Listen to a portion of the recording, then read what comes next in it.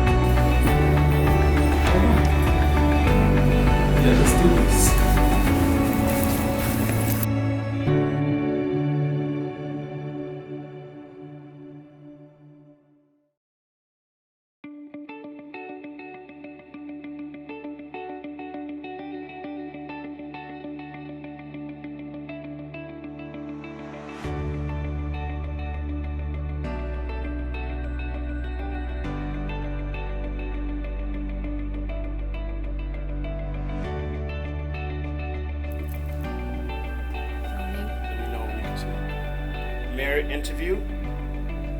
Take one. Mayor interview. Take one. You see? And action. All right. Well, first, I just want to say thank you from me and my team for letting us be able to interview Mr. Mayor Bronson. It's a pleasure to be with you and glad to welcome you to New Rochelle City Hall. All right, yes, sir. So, New Rochelle, when you say New Rochelle, what's the first thing that comes to your head? Home, but in terms of the qualities of the city more broadly, I'd say diversity. We have within our borders people of every circumstance, every heritage, every tradition, every socioeconomic status, and I think that makes life more interesting. It's, for me, a real blessing to have neighbors, to have grown up with classmates, to be sending my own children to school now with friends who are very different from themselves. I think they learn a lot through that experience, and it makes us more complete human beings. Man, okay. Well, you've been mayor since 2006, right? Yeah. So it's been over 10 years. So how has that relationship been, like, with the city? Keep on putting you back in the office, you know? So how's that relationship with the city? I feel really lucky to have this job. You know, it's neat to be involved in the government of the place where you grew up because you feel a fierce sense of loyalty to the community. You really want it to succeed, and I feel like I'm in a position where I can make a meaningful difference to our future. So I'm grateful for that, and I'm grateful that up until now people have returned me to office. But the worst thing you can do in politics is take folks' support for granted. Right. And you always have to be performing, and it's not a matter of what you accomplished 5 years ago or 10 years ago. It's what are you doing today, and do you have a clear vision for where you want to go tomorrow, and are you taking active steps to get there? So I regard it as a relationship that involves constant dialogue, constant conversation, listening, sharing, and hopefully moving as a community in a positive direction. Yeah. And, you know, you mentioned thinking about today and in the future. So in the future, do you see yourself going a little bit beyond mayor and maybe governor of New York? I certainly don't see myself as governor of New York. I'm a realist about what's possible and what's not possible. I would not rule out the possibility of higher office. I've run for higher office previously. I ran for Westchester County Executive in 2013 and did not succeed, although I'm grateful for the experience. But I also think there's a danger in being so focused on the next step that you lose your footing where you are today. So, you know, my focus is being as good a mayor as I can be, and if there's an opportunity down the road, maybe, but we'll see. Man, I know that the people like you already like you, and this is my first meeting with you. Oh, thank you. Yes, yes, sir. Okay. Well, there was an article published last year, right, with the Westchester magazine, and it discussed a $4 billion partnership with RXR. So could you tell me how that came about? So, although New Rochelle has some great strengths, we have wonderful neighborhoods, as I've said already, we have a talented and diverse human population, great natural beauty, a terrific location along Long Island Sound, good mass transit access, close to New York City, all of that. And yet, despite that, for my entire life, our downtown area has struggled. And I think most people believe it has been short of its potential. That's not to say there aren't some great buildings and great stores and great historic sites. It has pockets of strength, but the downtown as a whole is not as appealing as it could be to the full spectrum of people who live in our city and region. So with that in mind, several years ago, the City Council, on a unanimous bipartisan basis, adopted a downtown development framework that is the most ambitious in our history. Calls for about 6,300 new housing units, which is significant in a city of 80,000. About 12 million square feet of total build-out, 1 million square feet of retail, 2 million of office. And more than just sort of articulating what we want the end state to be, we put in place mechanisms to get there. Right. So we have a master development agreement, which you mentioned, with RXR. They have an exclusive opportunity to develop a variety of publicly owned sites in the downtown. We think that they will undertake catalytic developments that will be beneficial in and of themselves, and will also send a signal to the rest of the marketplace that this is a place where you can do business successfully. Second, we adopted something called a form-based zoning code that governs not just those publicly owned sites, but the entire downtown area, which is much larger.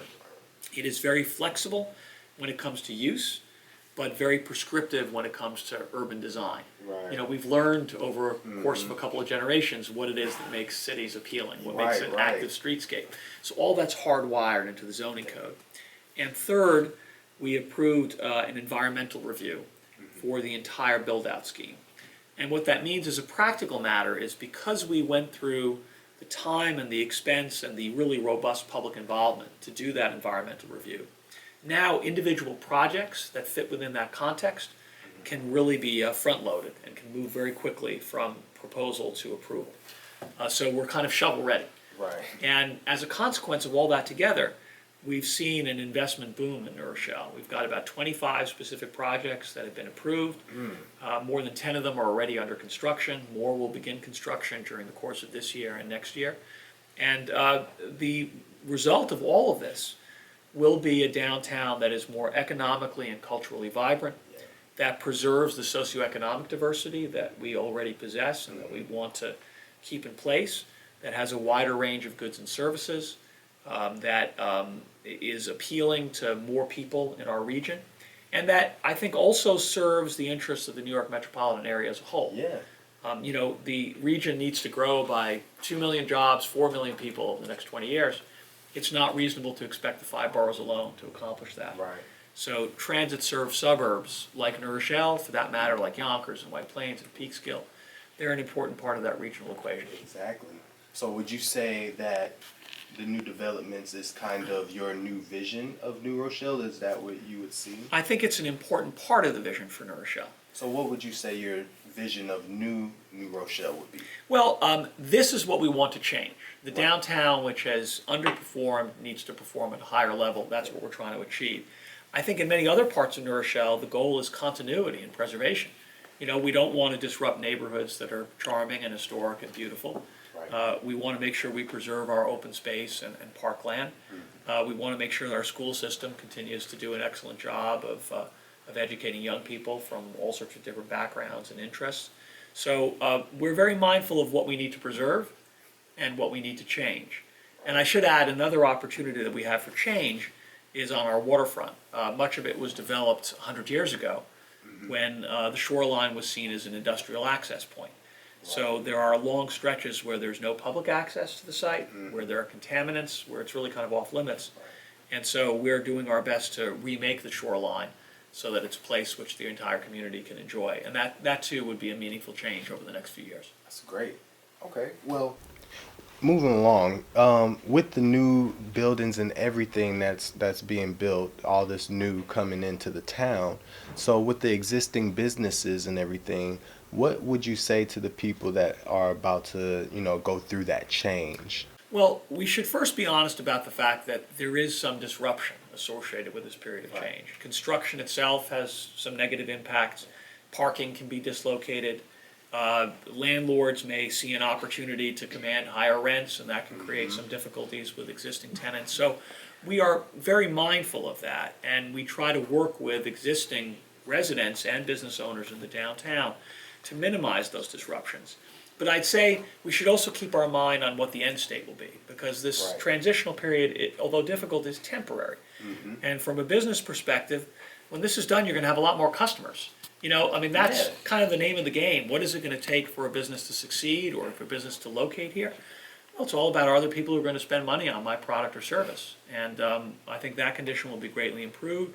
In terms of housing, as we said already, there'll be thousands more housing opportunities, including hundreds of units that are set below market so that they are affordable. We're doing a particular job of trying to attract artists to New Rochelle. One whole project is marketed specifically for artists with affordable studios and shared workspace. So it's a multi-layered strategy that's designed to make New Rochelle a place that's ideal no matter what your circumstances and interests. We want to make sure there's a home for everyone. Right, right. My dad always says change is hard, but it's necessary. That's a good line. Yeah. And hopefully not just necessary, but ultimately beneficial. Yes, very beneficial. I know that it's going to be. And what would you say about gentrification? Like, Well, that's kind of what we were discussing just a moment ago. And, you know, it's a tricky word because people mean different things when they say it. Sometimes people mean it in a positive context. Right. They mean an area that's improving and becoming more attractive and so forth. Right. And sometimes people mean it in a negative context, that folks are being forced out of the places that they know and love. And so, as I said before, I think what's been important to us is recognizing we are socioeconomically diverse right now and wanting to preserve that socioeconomic diversity. So when this process is completed, the ratio of market rate to affordable housing units in New Rochelle will shift towards market. And that's by design, because you need that disposable income to support a healthy business environment. But in absolute numbers, there will be many more affordable units than there are today.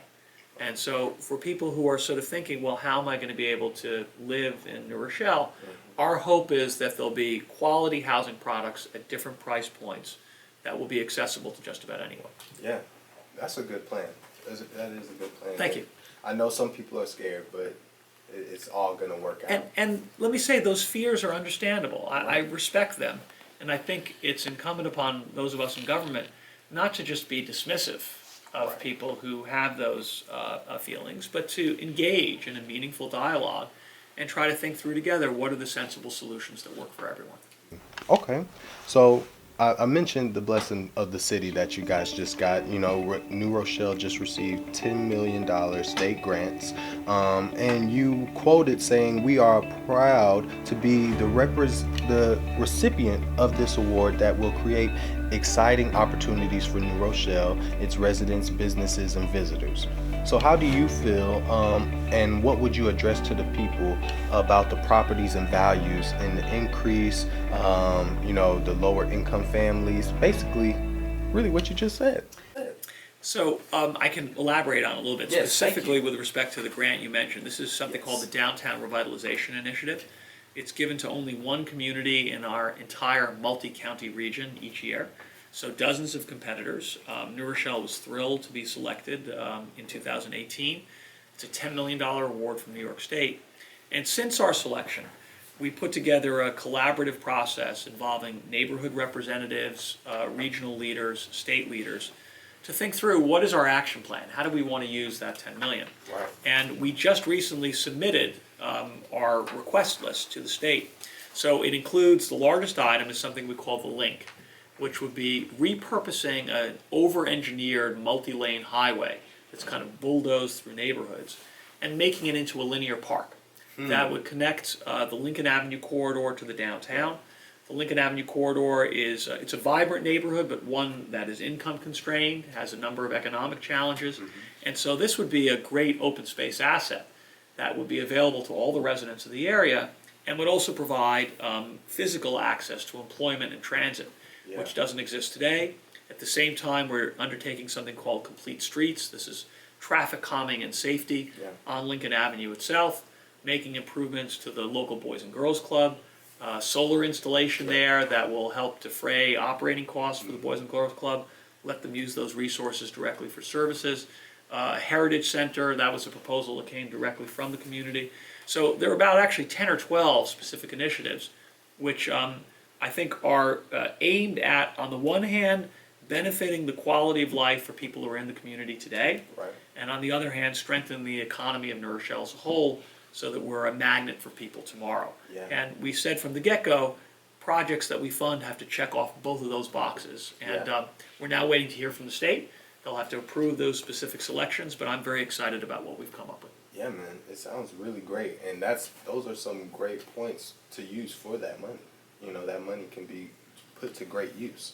So another article in Westchester Magazine last year in November, there was an announcement on a $1 million grant to New Rochelle, virtual reality city plan. Can you please shed some light on that? Sure, we were the winner of something called the Mayor's Challenge from Bloomberg Philanthropies. Okay. In this case, there were hundreds of cities nationwide that competed, and we were one of 9 finalists that received this $1 million award.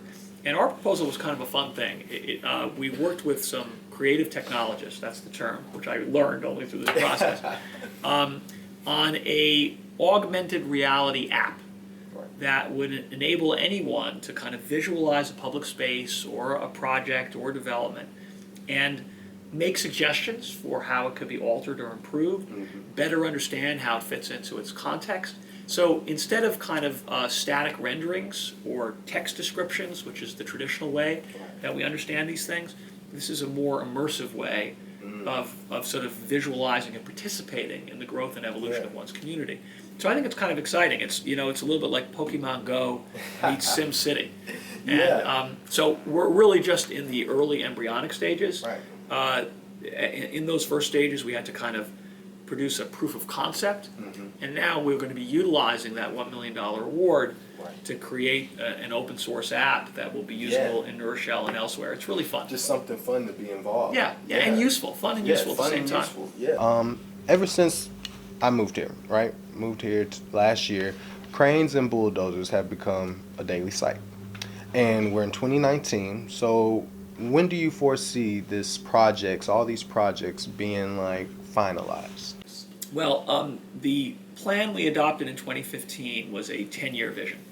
So figure that'll run until roughly 2025. Right. But in a sense, it never ends. I mean, it's the nature of a city that it's always changing. And when this 10-year plan runs its course, I think it's probable that the city will adopt some vision for the next step.